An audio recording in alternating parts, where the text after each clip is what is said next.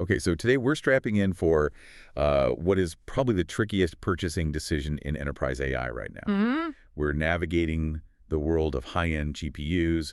We have this guide in front of us comparing Nvidia's H200 and the new B200 architectures. And it's a critical comparison to make. Right, so our mission here is to really distill this. We want to cut through the marketing noise and focus on the core differences. The specs that actually move the needle on workloads. Exactly, the practical trade-offs and I think most importantly, the logistical reality of actually deploying one of these behemoths. And that logistical reality is, frankly, everything now. I mean, GPU selection isn't what it used to be. How so? It's no longer just about peak FLOPS. When you're making this choice, you're agonizing over memory capacity, bandwidth, the interconnect, First token latency. and the awkward truth that deployment is less of an IT project and more of a facilities renovation. So the choice between H200 and B200 it's really a choice between two different styles of deployment. That's the perfect way to frame it. The H200 is the, let's say, ship it in normal racks option. It's designed to let your existing infrastructure cope. And the B200. The B200 is the full-on, buy the platform, not the card option. It's a whole system commitment. And we also have to look down the road a bit. The guide points to Blackwell Ultra, the B300 class systems. Yeah, and that really shows NVIDIA's big bet. Which is that reasoning workloads, these sort of long, complex thought processes in AI, are going to consume 10, maybe 100 times more computed inference. If it means getting a profoundly better answer, it shows you where this whole ecosystem is headed. It's about enabling deeper thinking. Okay, so to frame this properly, let's start with the problem they were designed to solve. The historical bottleneck. For big model inference running these huge LLMs in production, the main issue has always been the memory wall. The memory wall. Let's just clarify that for a moment. Why memory and not just raw processing speed? It's because the models themselves are getting so much wider, contexts are getting longer, and that memory footprint, especially the part used for conversation history, the KV cache, it just inflates massively. And if that data doesn't fit on the GPU, you get hit with devastating offload latency, you have to use smaller batches, your throughput tanks. It stops being a computation problem and becomes a data access problem. So Hopper, with the H200, is tuned specifically for that problem, for today's memory wall. It's their late cycle answer, yes. More high bandwidth memory HBM and more bandwidth. But, and this is the crucial part, it's packaged in a way that doesn't force a disruptive change. Exactly. It's designed to maximize the performance of existing data centers. Blackwell, on the other hand, is looking past that. It's looking to what we're calling the reasoning wall.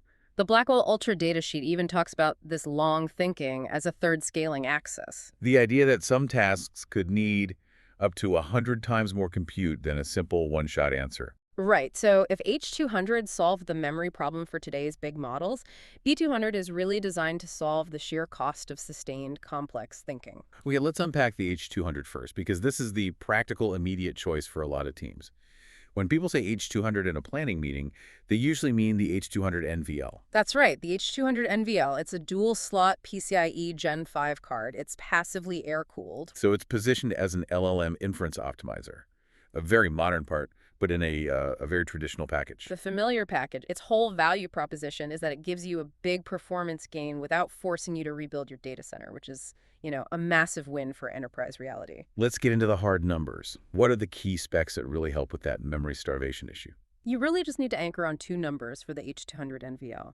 First, 141 gigabytes of HBM3E capacity. Which is a huge jump in VRAM. A very significant jump. And second, a peak HBM bandwidth of 4,813 gigabytes per second. So about 4.8 terabytes a second. And those two numbers, the capacity and the bandwidth, that's the direct attack on the memory wall. It is.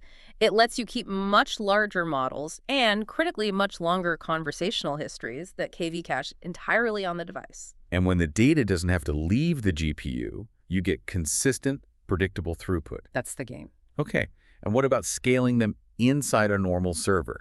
The NVLink bandwidth is specified at 900 gigabytes per second. What does that mean in practice? It means your two-way and four-way bridged setups inside a standard server will actually work effectively. So the communication between the GPUs won't become the main bottleneck. Exactly. That 900 gigabytes is enough to make those incremental scale-ups viable within a normal air-cooled rack. Okay, that really sets the stage for the H200 as the optimized card. Yes. Now we shift the paradigm.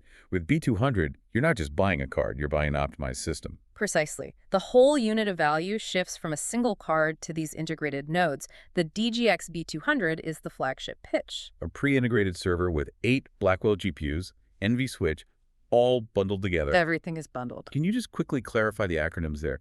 DGX versus HGX? It's a crucial distinction. DGX is the complete finished product from Nvidia, the whole server ready to go. And HGX? HGX is the building block. It's the baseboard and GPU complex that vendors like Dell or HPE use to build their own servers. So DGX B200 is the maxed out, fully optimized system. And the specs on that system are just staggering. They are. You're looking at 1,440 gigabytes of total GPU memory across the node. With 64 terabytes per second of aggregate HBM3E bandwidth. And 14.4 terabytes per second of aggregate NVLink bandwidth. This tells you the goal.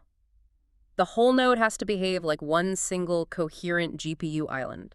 What does coherent GPU island actually mean for, say, a low latency model? It means you're eliminating the communication latency between GPUs. Think of it as a super efficient internal highway. So instead of the GPUs having to send data out and back through a slower path, They can access each other's memory almost instantaneously. For massive models that have to be split across GPUs, this coherence is the difference between running at scale and just grinding to a halt. and looking at the per GPU specs. For the HGX B200, it's 180 gigs of HBM3E, 8 terabytes per second of bandwidth, and an eye-watering 1,000 watts of power. And that 1,000 watts is the number that grounds this whole conversation in reality. It makes the facility's decision unavoidable. Right. And then there's availability. Nvidia announced Blackwell in March 2024. That's the marketing timeline.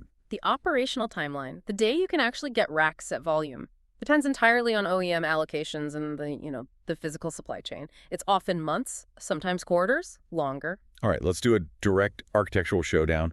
Hopper, the H200, is a bet on bandwidth and capacity refinement. Attacking the memory wall with brute force. While Blackwell shifts the focus almost entirely to inference time scaling and aggressive low-precision math. And the Blackwell Ultra roadmap just confirms this focus on long thinking.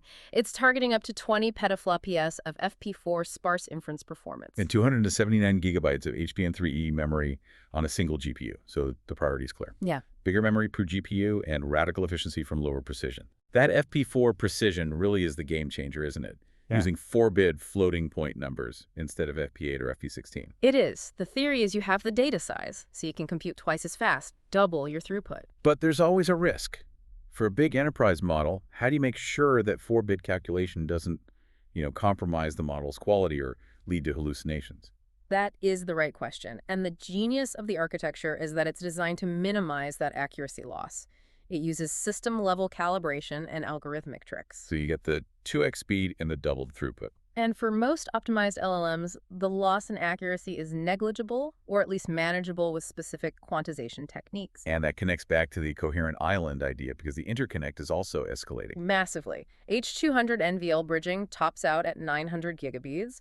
Blackwell Ultra has 5th gen NVLink at 1.8 terabytes per second. A 2x increase. That's a loud architectural signal. It's treating GPU to GPU communication as the most valuable resource there is. Okay, so this all feeds into performance claims, but we have to be careful to match benchmarks to a specific workload. Absolutely. Benchmarks without context are just fancy aspirations. So what's H200's real practical win? It's measurable throughput when you're under memory pressure, it's optimized for LLM inference, and it raises the performance ceiling when you are bandwidth bound without needing some exotic system design. It's the safe bet. Blackwell Ultra, on the other hand, makes this much bolder claim about AI factory output. Right, the GB300 NVL72 rack, they're claiming up to a 50x overall increase in output versus Hopper-based platforms. That's an astonishing number. How much of that is real world versus a perfect best-case scenario? Oh, it's definitely scenario-specific. It's based on the most aggressive use case where you combine low-precision inference with perfect memory access. It's the maximum theoretical advantage, but it sets the expectation. And the more conservative DGX B200 claims are still pretty wild. Still very impressive. 3x training performance and 15x inference performance over the DGX H200. So the core decision you have to make is whether your workflow benefits more from one massive coherent node that's B200. Or from easy incremental lower risk upgrades that slot right into your existing racks, the H200. Exactly. We've covered the specs, which is all theoretical, but the real cost isn't just silicon, it's concrete, cooling, and power. Let's talk deployment reality. This is where the decision often stops being technical and starts being about facilities. Right. H200 deployment is designed for normal enterprise constraints.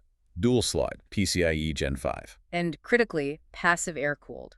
Yes, it draws a lot of power, but it's a cooling strategy that a facility optimized for H100s can probably survive. It's evolutionary. Blackwell Ultra is revolutionary. Yeah. It assumes a completely different facility. The GB300 NVL 72 is fully liquid-cooled. Yeah, it integrates 72 GPUs with 36 Grace CPUs. If your racks can't handle high density and, crucially, can't handle liquid cooling, then all those amazing performance numbers for B200 are completely inaccessible to you. It's a non-starter. It's a non-starter. I talked to a facility manager who joked that buying B200s means you're not buying silicon, you're buying a small hydropower plant. So for teams just looking to upgrade their H100 systems, H200 is the lowest risk path. It is. D200 really only makes sense if you're already committed to rebuilding your infrastructure for these high-density liquid-cooled nodes. It's an engineering and logistics problem, not a performance preference. Okay, let's talk price without pretending there's a single sticker. Nvidia doesn't publish an MSRP. No, you have to triangulate through quotes and bundles. Yeah. But we can give some directional estimates. Go on. Industry estimates generally put the H200 around, say, $30,000 to $40,000 per card.